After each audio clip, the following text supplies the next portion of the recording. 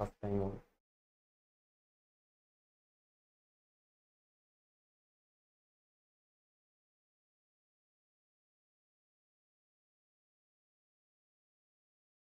Hello everyone, good morning and welcome to the EduphoreIAS, the Hindu analysis series.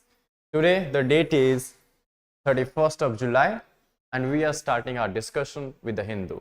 Fine, but from today onwards I am going to make some changes in our discussion, and that is आज से हम कुछ जो भी discussions करेंगे, जो भी editorials news items discuss करेंगे, उसके बेस पे हम कुछ क्वेश्चंस प्रैक्टिस करेंगे from both point of view. That is questions जो है वो आपके एक से, आज हम स्टार्ट कर रहे हैं 1-1।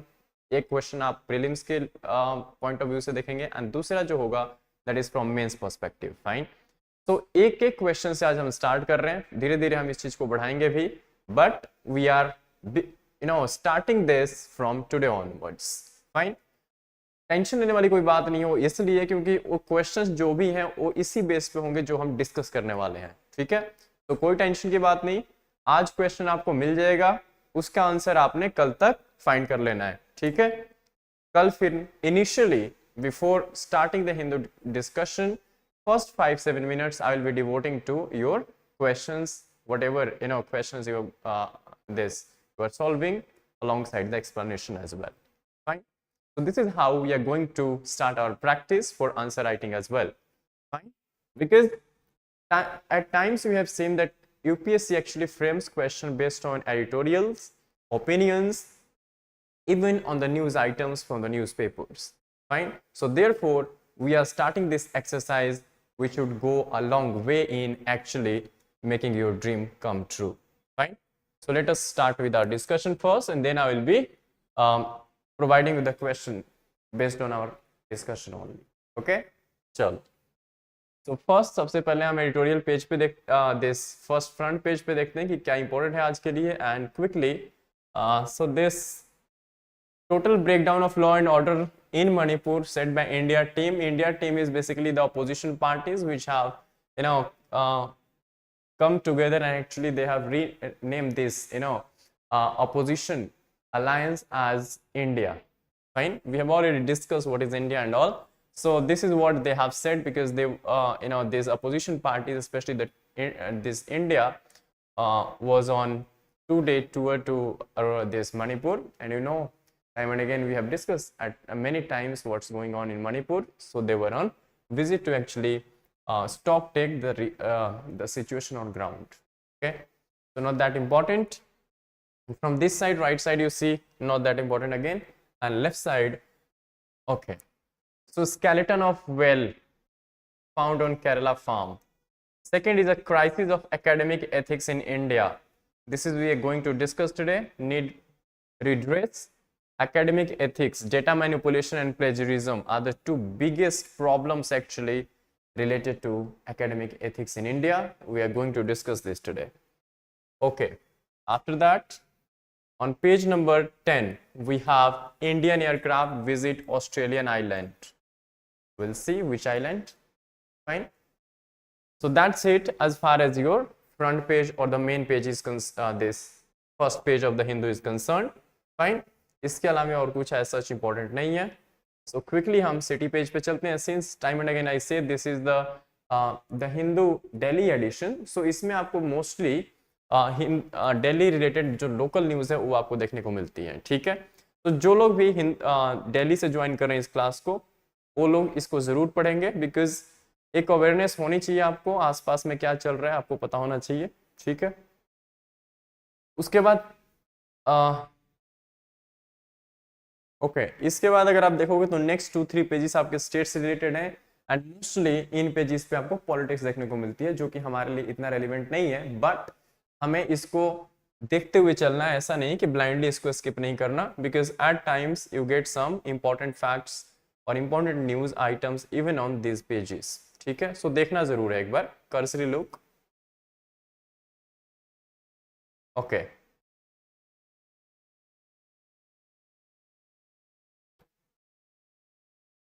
so you see on this page again politics going on. ठीक है, सो इसमें हम नहीं जाएंगे, इसको डिस्कस नहीं करेंगे।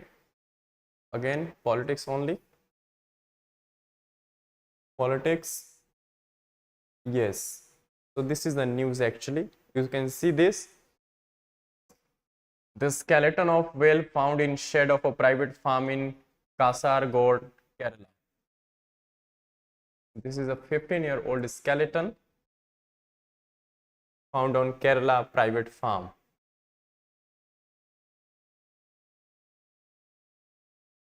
ठीक है, so ये case has been lodged actually.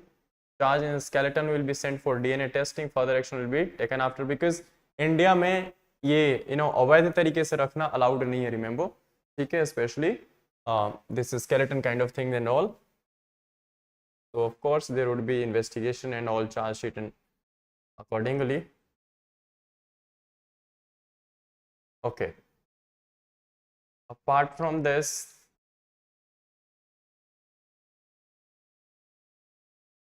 we have landed finally on the editorial page, and editorial page के first page जो है editorial, इससे कुछ खास important नहीं है. आज हम डायरेक्टली चलते हैं ओपिनियन पे. फाइन. तो ओपिनियन पे से जिस आर्टिकल की मैं बात कर रहा था उसको हम डिस्कस करेंगे, and that is related to your academic ethics in India. First of all, what exactly is academic ethics? So here we are talking about ethics, or academic ethics means simply that what is morally right or wrong, what is correct, what is incorrect, or what is you can say morally acceptable notions of right and wrong, you can say, in a society, or especially in education, academics. Fine. So this is how actually what we can take away from this article is the first paragraph, especially. There, of course, everything is important, but one idea that we can actually take away from this article is how to introduce our answers, right? Or how to introduce our this introductory paragraph actually. So the world has long recognized India as a major player in intellectual pursuits, including scientific research, Bose-Einstein statistics. So world has of course long recognized us, India, as a scientific, or you can say intellectual intellectual player, or especially in the field of intellectual pursuits, an important player actually we have been throughout this ancient times. So especially you see, and this has been underlined or mentioned in the 20th century discoveries like Bose-Einstein statistics. Bose-Einstein statistics is also known as Bose-Einstein fifth state of matter. Fine. Actually, Bose-Einstein statistics is related to, I said fifth state means what are the fourth? That is solid, liquid, gas, and plasma, and this is referred as a fifth state of matter. Fine.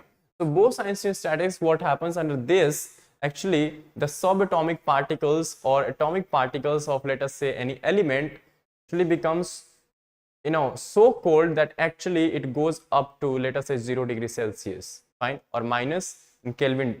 If you talk about Kelvin, so of course even it reaches to, so of course the whole atoms or the subatomic particles actually become so much of cold that it reaches the state of almost near zero or freezing point. Fine. So keep in mind this. The Raman effect. Raman effect is related to the scattering of light basically, and then Ramachandran plot, and then comes the Ray-Chaudhuri equations. So Ramachandran plot actually talks about the orbital, or actually Ramachandran plot actually gives this validity to the general theory of relativity of Einstein, and Ray-Chaudhuri equations actually again talks about somewhere, it talks about the clump of the gases or the acceptability of gravitational law of attraction actually. So these are the different types of these 4-5 things. Actually we should keep in mind and know each one by one, and be aware of these concepts, because never know in your prelims exam there might be one question related to this, because UPSC has already asked a question based on Bose-Einstein this statistics or state of matter, already asked what is Raman effect, and now these are the two new things. So you can expect question on these two things. So therefore it becomes important for us that we keep in mind the Ramachandran plot and Ray-Chaudhuri equations. Fine. from exam point of view. So all of these are examples of path-breaking work in India in 20th century. More recently, with the new National Education Policy 2020 and India's presidency of the G20, calls have been made for the country to step up and take its position on the global stage. Fine. So with all these good things, positive things, since we are hosting G20, and alongside that we have come up with the new or National Education Policy 2020, where we are actually focusing on giving boost to research. Fine. So but before we go to the solutions, let us first discuss the problems. So what are the problems in India? So there are certain obstacles which is holding back our nation. An obstacle holding the nation back, this is the reality of unethical academic practice, which is still widely tolerated. Though academic ethics जो है, this problem of academic ethics is widely, it's a global phenomena actually, but institutions in many countries have kept this practice significantly in check through systematic preventive and punitive action. When research is not ethically grounded, there is no value in its outcome. Of course, when base or root or the foundation itself is not ethical or not morally correct, then how come we expect that the outcome would be correct as well or relevant, let us say. Fine. So again, this is a question mark. We cannot trust a medicine or a nuclear reactor whose efficacy has been proved by manipulating data. Every academic should feel compelled to weed out ethical malpractices from the system, but this is not happening in India. Okay, so I hope you got the point what exactly is the real obstacle, and that is the manipulation of the data, or you can say not following the academic ethics or the ethics in education especially. So what are the issues? First is absence of ethical code. Absence of ethical code. The websites of almost all academic institutions in India reveal the absence of an ethical code and a robust investigation procedure to deal with misconduct allegations.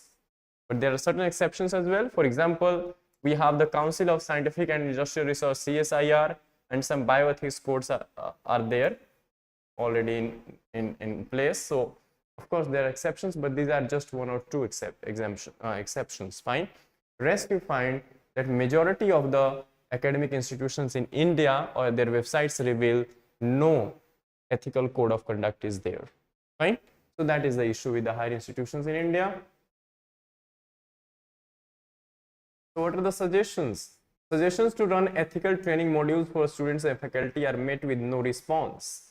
Academic bodies which are alerted to data manipulation and even sexual misconduct by their members make vague promises. So these are problems, 1, 2, but take no action. A few institutions have taken a strong principle stand, but their actions seem to have little impact on the community at large. Okay, so several years ago, this could be suggestion. When you were discussing the problem, then what could be the way forward to the solution? This could be one of the solutions that few years back or several years ago, Principal Scientific Advisor, Government of India circulated a draft national policy on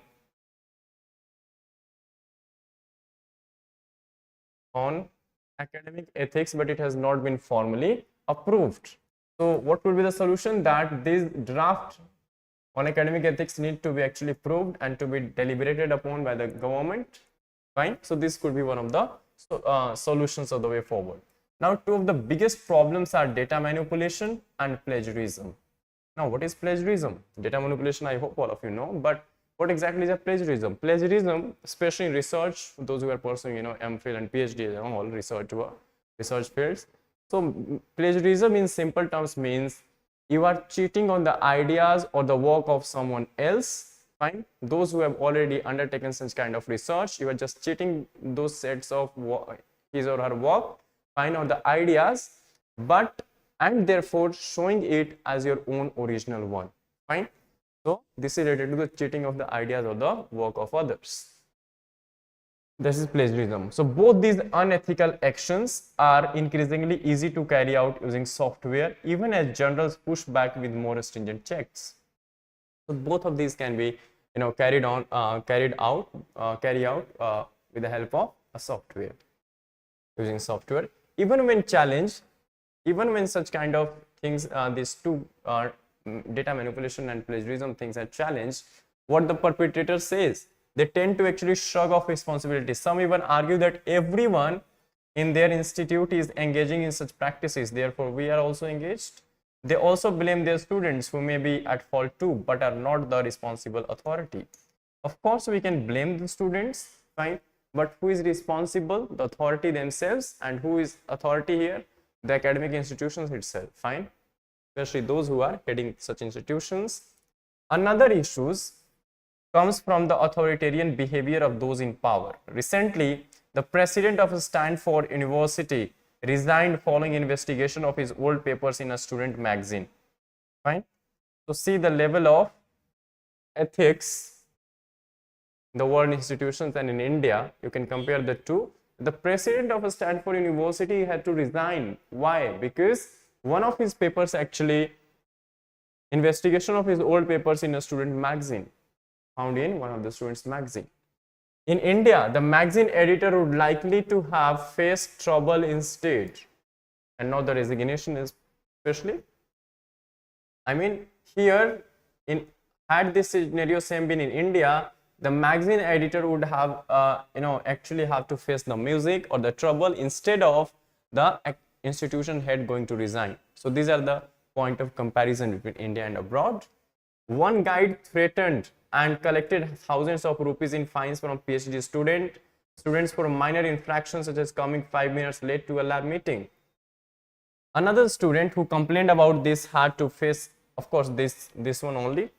When faced with alleged misconduct in their community, academics tend to ask, who are we to judge, instead of encouraging impartial investigation. And at times they also defend the accused members of their own institutes, violating conflict of interest guidelines. So of course, at times the institution keeps on defending their let us say guide or this research associates or the professors. So a poor image. The scenario is no better among students. Even in privileged institutions, cheating in exams is common. Brighter students believe that they are helping their friends, while honest students are reluctant to call out cheating for fear of being disloyal. Remember, we have GS4 paper called ethics paper in UPSC, fine, mains, and therefore this topic becomes very, very important, especially from the GS4 ethics paper, where you are talking about the academic ethics or ethics in education or research especially, fine. So please mark this article for your GS4 ethics paper. This highlights the role of a culture. So of course, cultural practices also to a significant degree determines that what kind of or to what extent we actually follow our ethics. A Japanese professor told that the writer, if a student in his university tried to cheat, the students would immediately put a stop to it. But in India, sadly, but perhaps with some justification, our academic culture is globally perceived as dishonest. So our Indian culture, academic culture, is globally perceived as dishonest, harming the chance of our students to compete globally. Ultimately, it comes down to the quality of leadership. In developed countries, an academic leader is seen as one among equals who has taken on an administrative responsibility. But in India, the position is seen primarily as a source of power and control. So again, this is a second point of comparison or a difference apart from here, where Stanford University president has to resign because of one of his articles found in a student's magazine, right? So therefore, so another kind of related to the authority or the responsibility of those who are in authority actually.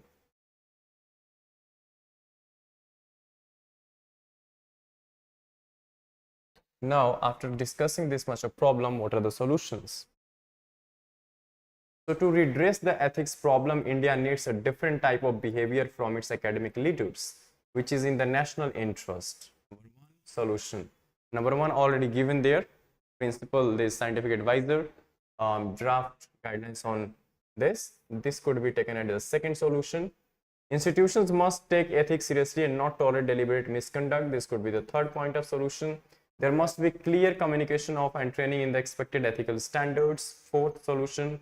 Disturbingly, the same institutional heads who are complacent about ethical misconduct are often quick on the draw if there is any perceived challenge to themselves or their bosses. Of course, those these are the issues related to the research in general in let us say for the country or the academic institute, this academics. But writer is saying that when something, some issues crop up related to especially the ethical misconduct are often quick on related to the persons who are holding the or who are helming at the top or is in position of authority, or related to their bosses, they actually take the quick actions. Indian faculty have faced charge sheets for simply expressing their opinions, which is a violation of constitutional rights. Article 19, right to free free speech and expression. This has a crippling effect on academic research as the space for independent thinking shrinks. When leaders tolerate academic fraud but become hypersensitive to perceived slides to power, it is time that ethical and academic foundations have gone astray. Astray means going away from what is the accepted notions of right or wrong. Without a sea change in the attitude of academic leadership, there is a little chance of talented young researchers choosing India over greener pastures abroad that are both more ethical and freer. So this is a bigger cause of concern for us. We need a wholesale, change in the attitude of academic leadership.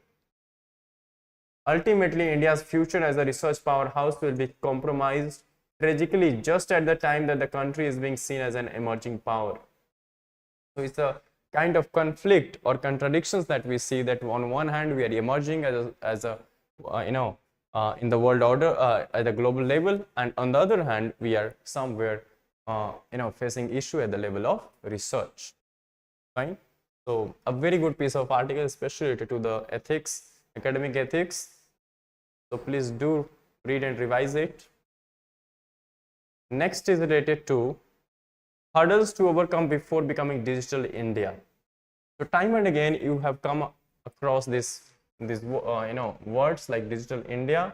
India has become digital, or we have become cashless economy and all. So let us have this quick fact check data point. While digital transactions have increased substantially, India's performance is unimpressive compared to that of other developing countries. Why so? On what grounds? So let us quickly have a look at this.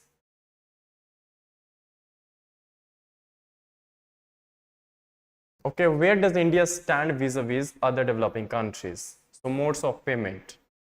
Introduction, UPI was introduced in India in 2016 especially, and the two major factors which gave boost to the UPI actually was the COVID-19 lockdown or pandemic especially, and the other factor was demonetization, where people started using UPI at a massive or large scale.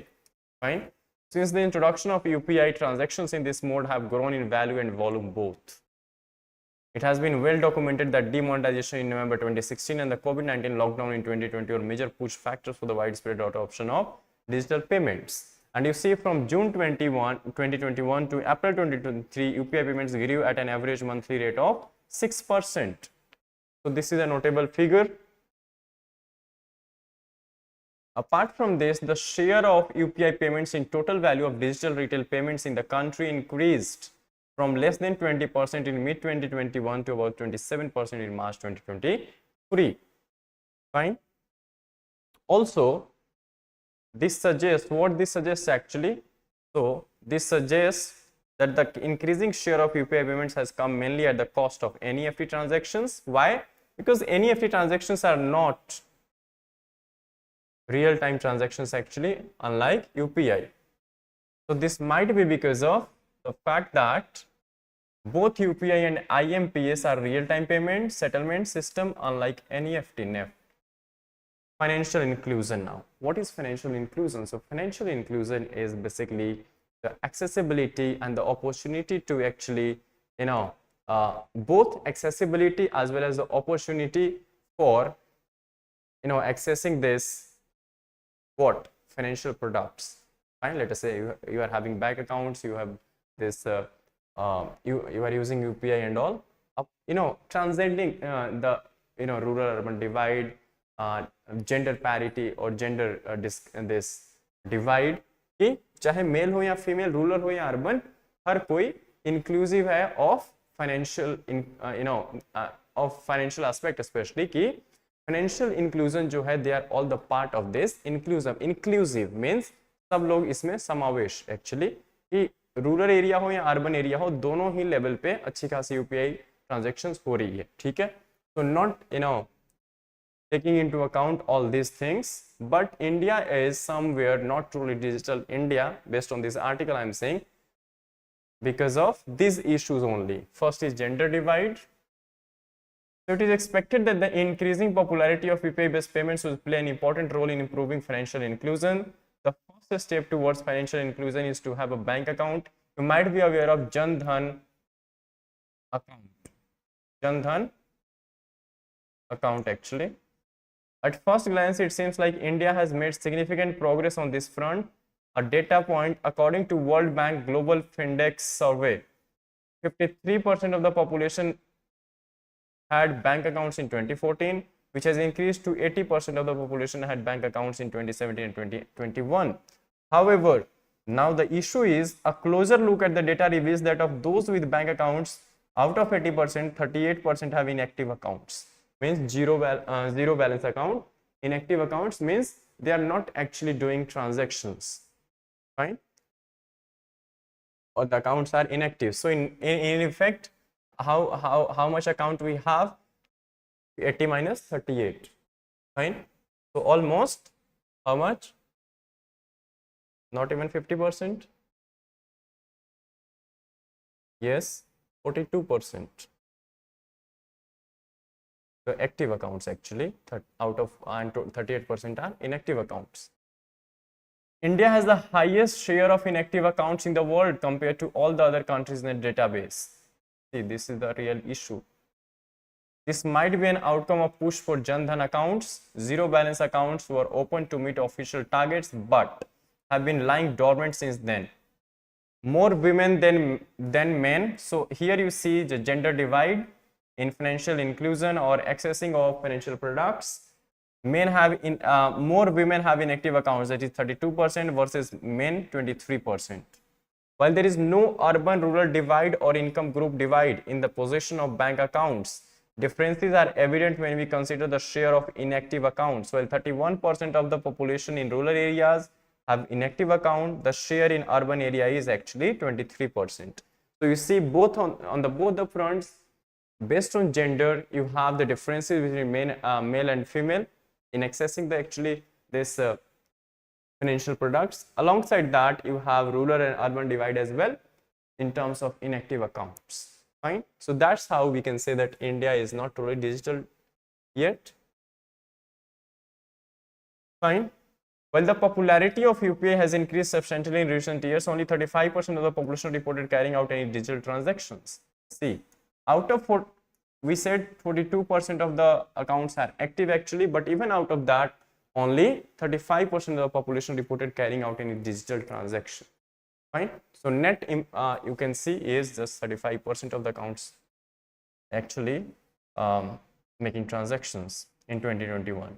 While this was an improvement from previous years, that is earlier it was 29% in 2017, India's figures are unimpressive when compared to the average of 57% of all developing countries.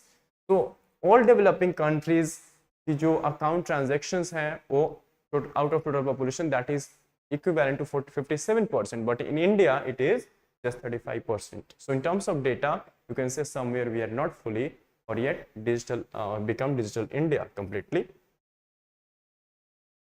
Although digital or average developing countries average is 57%, while world average is 64%. Means we are way below this world average. Fine. Though the digital transactions have grown in value and volume, their growth has not been equal. There is a sharp gender gap in digital transactions. While 41% of the male population carried out any digital transactions in 2021, the corresponding figure among women was only 28%. Fine, we'll see the charts as well. So you can see the divergence again, male and female, 41 and 28%.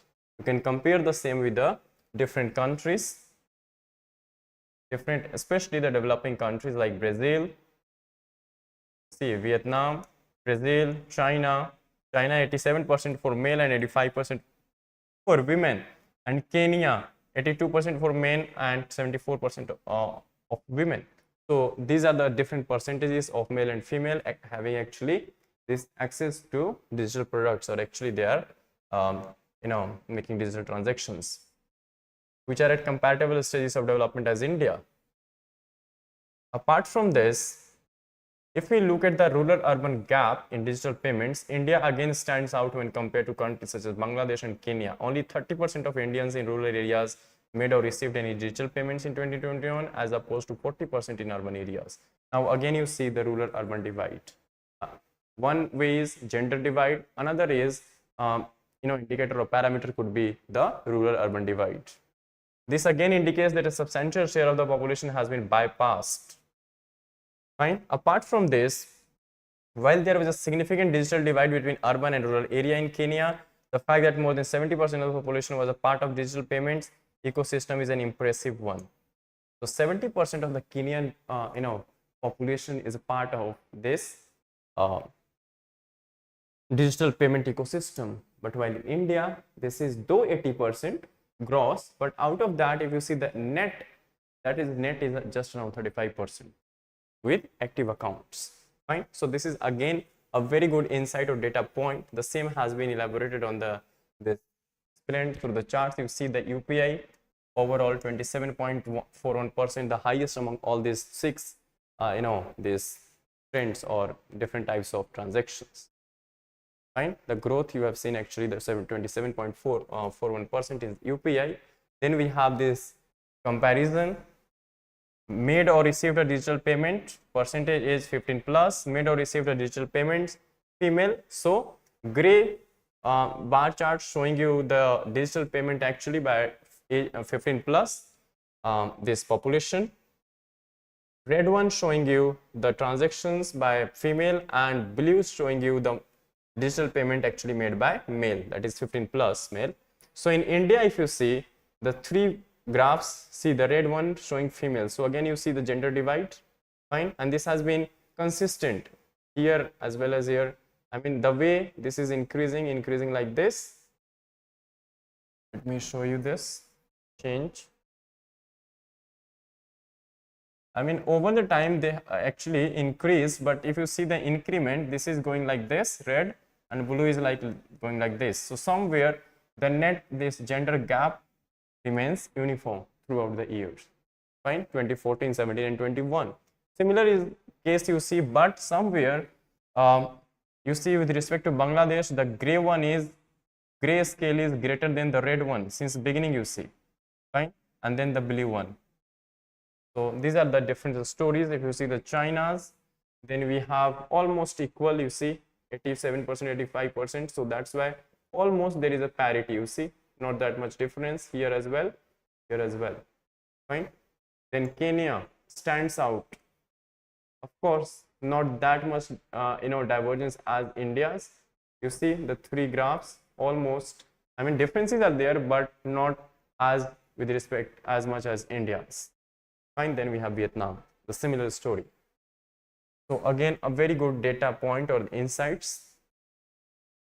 Next is related to the states lax response to lynching. We have already discussed this article with related to the lynching aspect, and some new things that we'll see from today's article.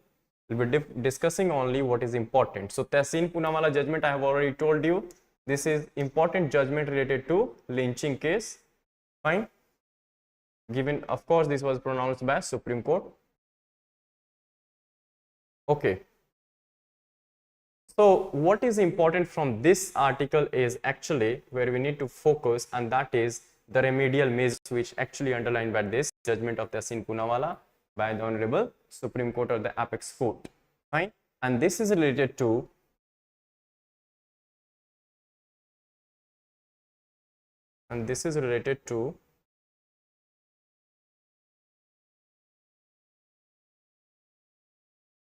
what are the 7 remedial measures.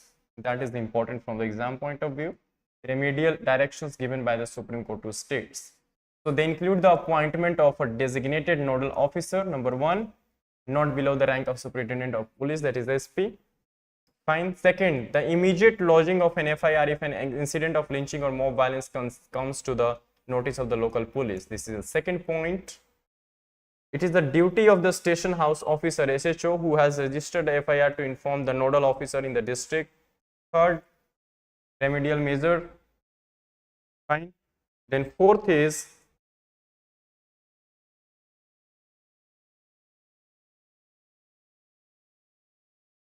the investigation of the crime should be personally monitored by the nodal officer, and the investigation and charge sheet are filed within the stipulated period in law. This is the fourth suggestion of the remedial measure. Fifth, there should be a scheme to compensate victims of such prejudice motivated violence. Any failure to comply with the court's direction by a police or district administration officer would be considered as an act of deliberate negligence. Fine. Next is the departmental action shall be taken to its logical conclusion, preferably within 6 months. So this is a sixth remedial measure. We have total of 7 remedial measures. Fine.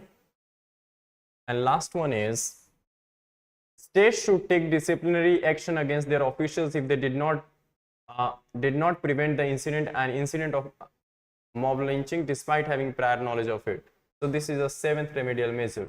So these are the 7 point of measures, remedial measures actually given by underlined by or given by Supreme Court in the famous judgment of Tehsin Poonawalla related to mob violence or lynching. Fine. So this much is important from this article. Okay. Now the next important article from today's newspaper is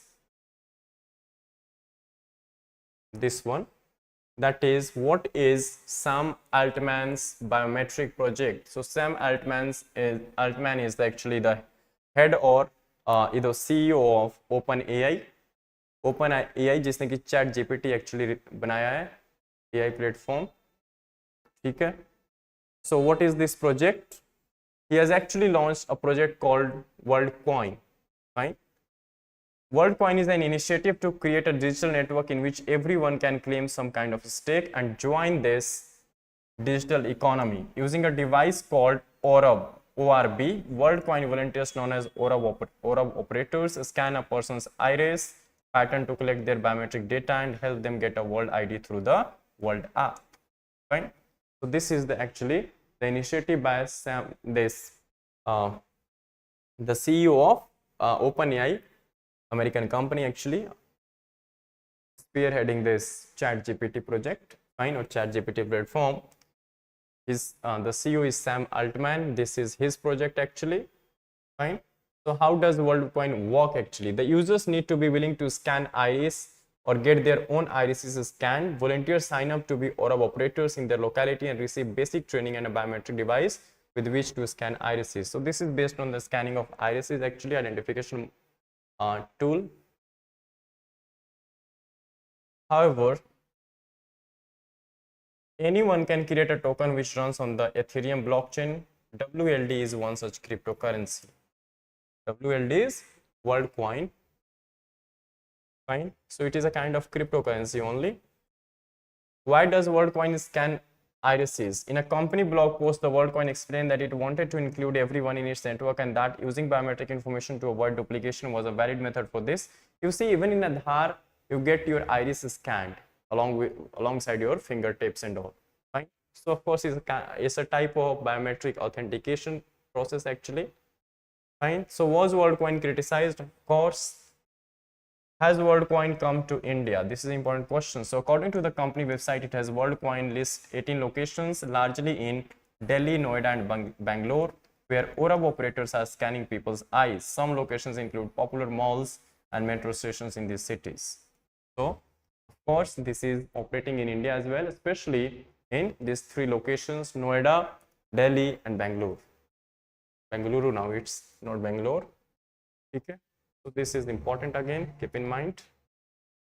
This is related to quantum computers and all. We have already discussed in the previous articles quantum computers. So 2 Indian military aircraft visit Australia's strategic Cocos Island. Remember the name of the island, that is Cocos Island. Fine. So actually, two of the Indian military aircraft visited Cocos Island, which is very strategic.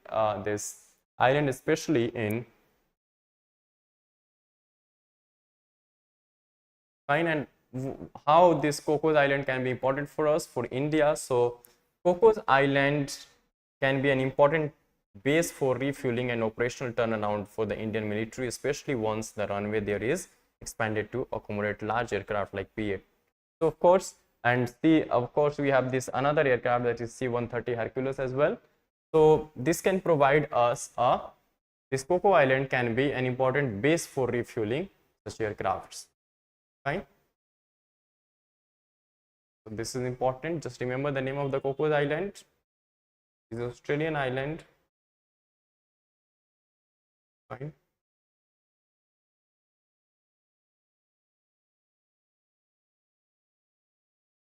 And another important fact is, even before the Indian military reached there, Cocos Islands had been a point of cooperation between the space agencies of the two countries for India's Gaganyaan human space flight mission. Gaganyaan, that is space flight going to Sun. So Australia is actively supporting in our Gaganyaan mission. You can see the what kind of bilateral cooperation or relation we are having currently. Of course, we have good relation.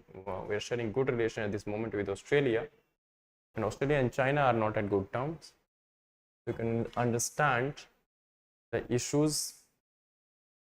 Next is railways to study route viability for introducing Vande Bharat trains. 7 tour group members from Kerala vanished in Israel. Okay, not that important.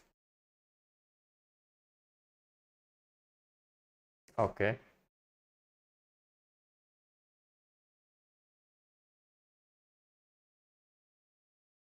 So Prime Minister has held fight against drugs in his Mann Ki Baat program.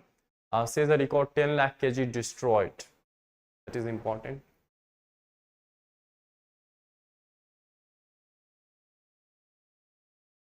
Okay, next page.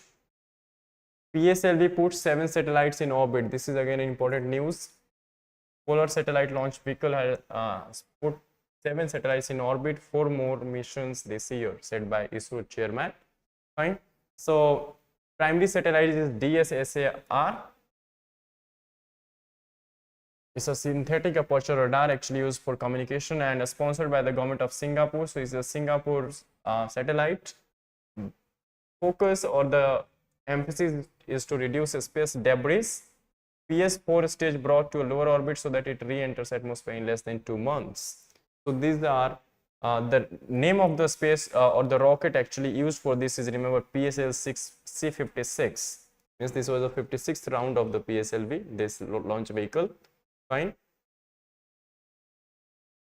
This was of course lifted from Satish Dhawan Space Center in Sriharikota, Andhra Pradesh. Fine. Okay.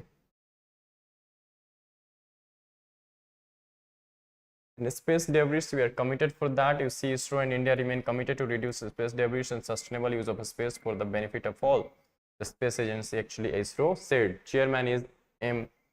Somnath. Semiconductor mission not limited to domestic demand. This was actually underlined, by our Prime Minister as well, just 2-3 days back in this conductor conclave which took place in Gujarat actually. And this is another Udan scheme, that is Ude Desh Ka Aam Nagrik. So unused Udan routes will be up for rebidding, said by Union Civil Aviation Minister. Fine. That unused Udan routes will be used for rebidding. दोबारा उनकी bidding की जाएगी. See, joining China BRI, Belt and Road Initiative, was an atrocious act, Italy minister. Fine. So you can see earlier the country has joined and now they are what? Now they are questioning their own this act of joining this BRI project, which India time and again said that this is not a something which to be joined. And India has altogether different context of reservation, because one of the projects of this passes through the POK. Okay. Decoupling from China is merely an illusion, says French finance minister. So see how the French talks with the different countries actually.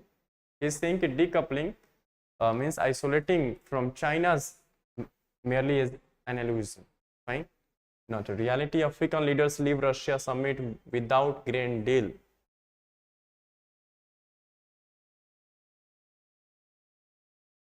Okay, finally we have landed on the sports page. So that's it from the today's discussion, but let me now putting the question, ठीक है, जिसकी मैंने बात की थी starting में. So quickly we have this the Hindu practice questions for both prelims and mains exam. So from today's newspaper we have this question: consider the following statements with respect to World Coin project that we have discussed. World Coin project.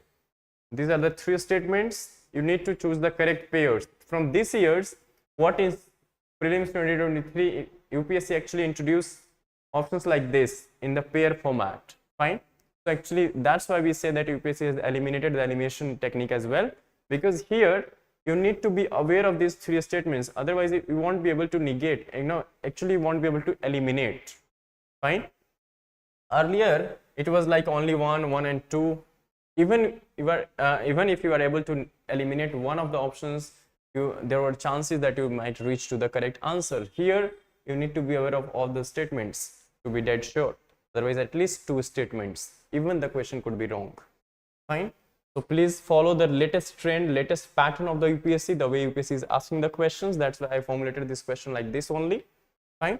So I'm leaving this question to you. Please find the correct answer for this question based on our today's discussion, and we'll be discussing the same, this question's answer in tomorrow's starting of 5-7 minutes of our Hindu discussion.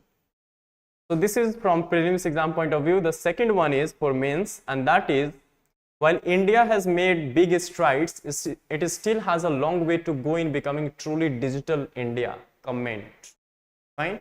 So we've already discussed this through the data points, through comparison with the different countries, that though India has made a big strides, undeniable fact, it still has a long way to go in becoming truly digital India.